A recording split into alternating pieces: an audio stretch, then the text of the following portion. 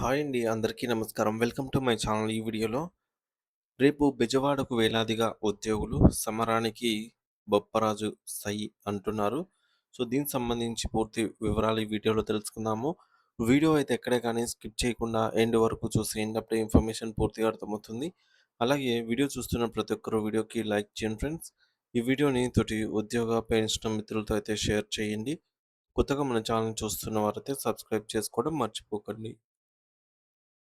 Friends, ఇక విషయానికి వచ్చినట్టయితే ఆంధ్రప్రదేశ్ రాష్ట్రంలో ప్రభుత్వ ఉద్యోగుల సహనం ఇప్పుడు కట్టలు తెంచుకుంది. మరియు వారి హక్కుల సాధన కోసం మరో చారిత్రాత్మక ఉద్యమానికి సమయం ఆసన్నమైందని చాలా స్పష్టంగా కనిపిస్తోంది.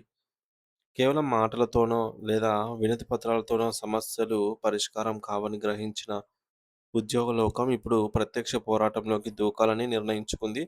ఈ క్రమంలోనే రేపు అంటే ఆగస్టు 28వ తేదీన ఉదయం 10 గంటల సమయానికి విజయవాడ నగరంలో ఒక భారీ బహిరంగ సభ జరగబోతోంది. AP JAC Amaravati chairman Bopparaju Venkateswarlu గారి నేతృత్వంలో జరగనున్నటువంటి ఈ యొక్క సదస్సులో రాష్ట్రం నలుమూలల నుండి వేలాది మంది ఉద్యోగులు పాల్గొనబోతూ ఉన్నారు. ఈ సభ కేవలం ఒక సమావేశం మాత్రమే కాదు, రాబోయే రోజుల్లో ప్రభుత్వం పైన ఏ విధంగా యుద్ధం ప్రకటించాలో నిర్ణయించే ఒక కార్యాచరణ వేదిక కాబోతోంది. నిజానికి గత కొంతకాలంగా ఉద్యోగ సంఘాలు, ముఖ్యంగా బొప్పరాజు వెంకటేశ్వర్లు గారి బృందం అనేక పర్యాయాలు ప్రభుత్వాన్ని కలిసి తమ గోడును వెళ్ళబోసుకున్నాయి. పదే పదే వినతులు ఇచ్చిన, చర్చలు జరిపినా ప్రభుత్వం నుంచి ఎటువంటి సానుకూల స్పందన రాకపోవడం ఉద్యోగులను తీవ్ర నిరాశకి అయితే గురిచేసింది.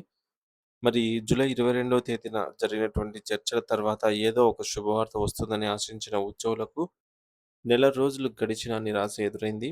దీంతో ఇక రిక్వెస్ట్‌లు చేసే కాలం అయిపోయిందని, పోరాడి సాధించుకోవాల్సిన సమయం వచ్చింది అని భావించిన ఉద్యోగులందరూ ఉద్యమం అనే నినాదంతో ముందుకు కదులుతూ ఉన్నారు. పీఆర్సీ కమిషన్ నియామకం, మధ్యంతర భృతి, ఐఆర్ ప్రకటన, పెండింగ్‌లో ఉన్నటువంటి డీఏ బకాయిల విడుదల వంటివి ఉద్యోగులకు ప్రభుత్వం ఇచ్చే దయ కాదు.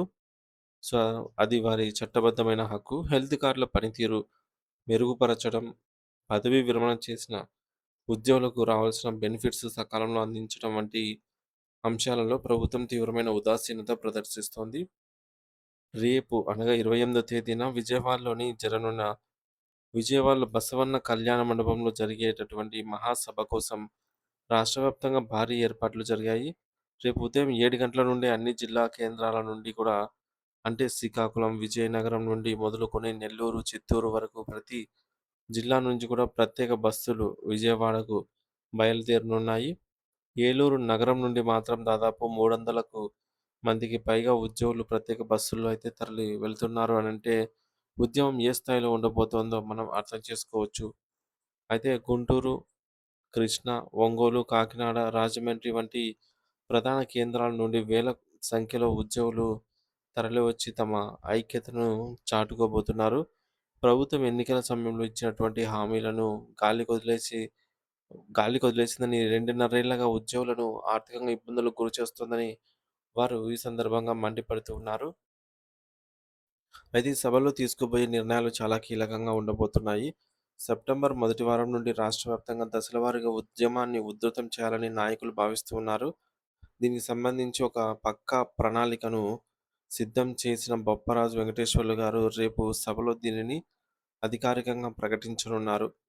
ఈ కార్యాచరణ ఖరారైన వెంటనే రాష్ట్ర ప్రభుత్వ ప్రధాన కార్యదర్శి సీఎస్, చీఫ్ సెక్రటరీని కలిసి సమ్మె నోటీసులు ఇవ్వడానికి కూడా వారు సిద్ధమయ్యారు. మరి ప్రభుత్వం దిగి వచ్చే వరకు తమకు రావాల్సిన ప్రతి రూపాయిని కూడా చెల్లించే వరకు కూడా వేసేది వెనకడుగు వేసే ప్రసక్తే లేదనైతే వారు ఖరాఖండిగా చెబుతూ ఉన్నారు. మరి ప్రభుత్వం ఆర్థిక ఇబ్బందుల పేరుతో శ్వేతపత్రాలు విడుదల చేస్తూ మభ్యపెట్టాలని చూస్తోందని, కానీ ఉద్యోగులకు కావాల్సింది బకాయిల విషయంలో ఇది చెల్లదని వారు హెచ్చరిస్తూ ఉన్నారు.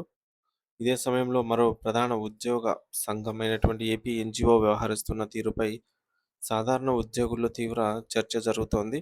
బొప్పరాజు గారు మర్యాదపూర్వకంగా ఏపీ ఎన్‌జీఓ అధ్యక్షుడు విద్యాసాగర్ గారిని కలిసి ఉద్యోగులందరం కలిసి పోరాడదామని ఆహ్వానించినప్పటికీ వారి నుండి ఇప్పటివరకు ఎటువంటి స్పష్టమైన స్పందన లేకపోవడం గమనార్హం.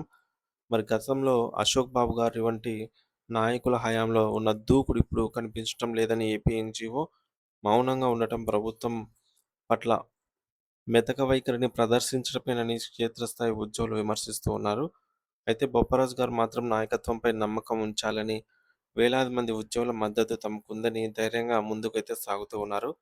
మొత్తం మీద చూసుకుంటే ఆంధ్రప్రదేశ్ రాజకీయాల్లో మరియు పరిపాలనలో ఉద్యోగుల అంశం ఇప్పుడు ఒక పెద్ద మలుపు తీసుకోబోతోంది. ప్రభుత్వం ఒకవేళ మళ్ళీ చర్చల పేరుతో పిలిచి కాలయాపన చేయాలని చూస్తే ఈసారి ఉద్యోగులు అంగీకరించే స్థితిలో లేరు.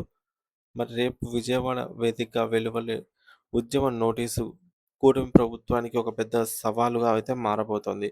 ఎన్నికల వేళ ఉద్యోగుల అసంతృప్తిపై ఏ విధంగా